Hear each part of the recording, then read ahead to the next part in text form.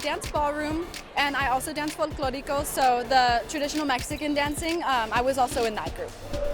Ballroom is just a variety of dance styles, so there's a bunch of Latin dances like salsa, cha-cha, bachata. There's also dances that originate here, like East Coast swing.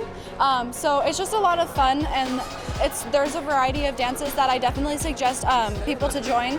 And for folklorico, I definitely recommend that as well. It's part of my culture, the Mexican culture. It's really big and it's really important to me, and I would suggest that anyone join, whether they're Mexican or not, or that ties to their culture or not. It's just a really beautiful thing to be a part of.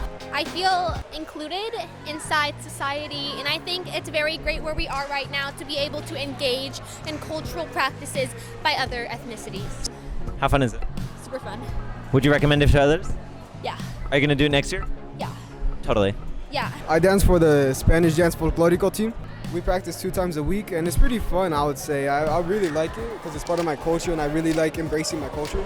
I get to embrace my culture, and I get to show off my dance move, of course, and I get to show off people some part of culture of Mexico, since we do different types of regions, like Jalisco and Sinaloa.